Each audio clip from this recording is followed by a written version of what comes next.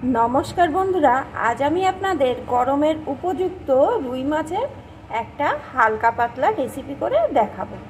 तार जोन्नो देखुन बंधुरा, एखाने आमी कयेक पिस रुई माछ निये नियेछि। एई रुई माछेर पिसगुलो किन्तु आमी एकटु छोटो साइजेर करेई केटे नियेछि। एखन आमी एई माछेर भितरे प्रथमेई दिये देब लबण, हलुद गुঁড়ো। এই লবণ হলুদ দিয়ে মাছগুলোকে সুন্দরভাবে মাখিয়ে নেব।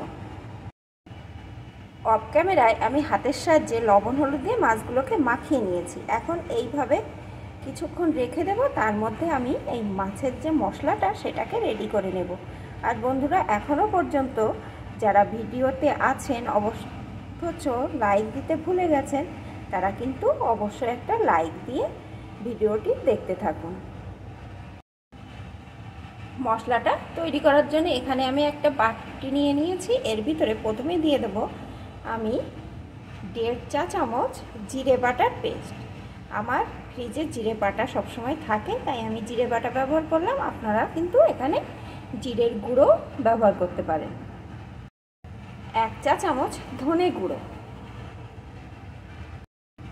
1/2 চা চামচ লঙ্কা গুঁড়ো। ঝালটা কিন্তু আপনারা আপনাদের স্বাদ অনুযায়ী দিয়ে নেবেন। পরিমাণ মতো হলুদ গুঁড়ো দিয়ে দেব, একটু জল।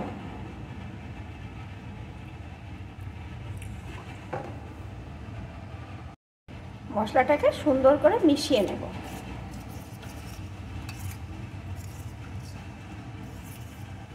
মশলাটা এখানে সুন্দরভাবে মেশানো হয়ে গেছে। আপনারা যদি ঝোলটা একটু ঘন করতে চান তাহলে মশলার পরিমাণটা বাড়িয়ে দেবেন। তবে গরমে হালকা পাতলা ঝোলই খেতে ভালো লাগে। রান্নার জন্য আমি এখানে কড়াইয়ে সর্ষের তেল দিয়ে দিয়েছি। এখন তেলটা গরম হয়ে গেছে। এখন লবণ হলুদ মাখানো মাছগুলোকে প্রথমে এর ভিতরে দিয়ে ভেজে নেব।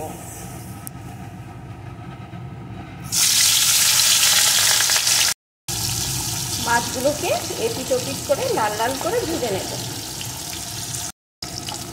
মাছগুলো আমি ভেজে নিয়েছি। এখন মাছগুলোকে আমি তুলে নেব।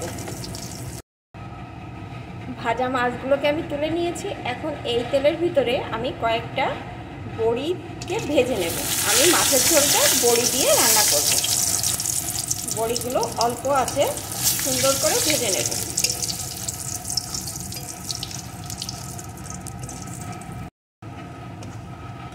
বড়িগুলো সুন্দর ভেজে নিয়েছি। এখন তেল থেকে বড়িগুলোকে আমি তুলে নেব।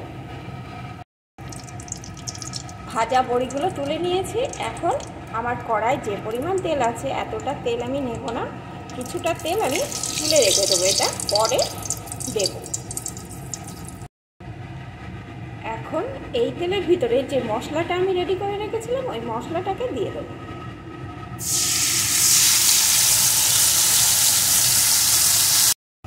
সাথে দিয়ে দেব স্বাদ মতো লবণ। এখন মশলাটা একটু কষিয়ে নেব। মশলাটাকে আমি কষিয়ে নিয়েছি। এখন আমি এর ভিতরে দিয়ে দেব পরিমাণ মতো জল। আমি কিন্তু গরম জল দিয়ে দিচ্ছি।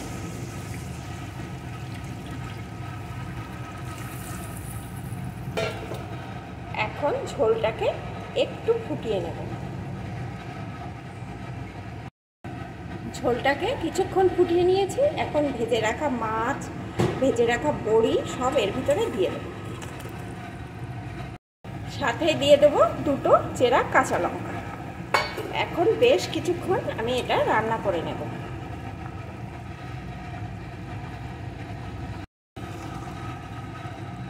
মাছ বড়িটাও বেশ কিছুক্ষণ আমি জাল করে নিয়েছি। এখন একটা পাত্রে আমি এটাকে ঢেলে নেব।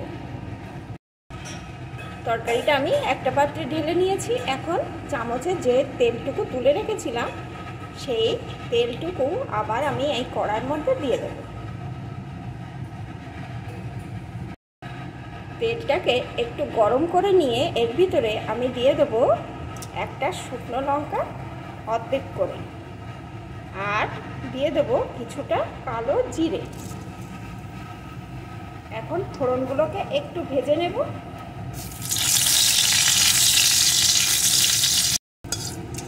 ফোড়নগুলো সুন্দর ভেজে নিয়েছি। এখন এর ভিতরে আমি তরকারিটাকে ঢেলে দেব।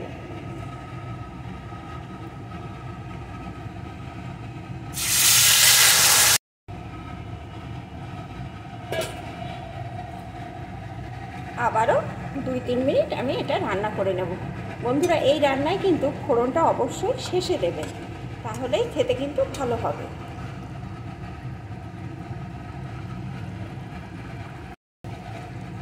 দুই 3 মিনিট আমি এটা রান্না করে নিয়েছি। এখন কিন্তু রান্নাটা আমার একদম কমপ্লিট।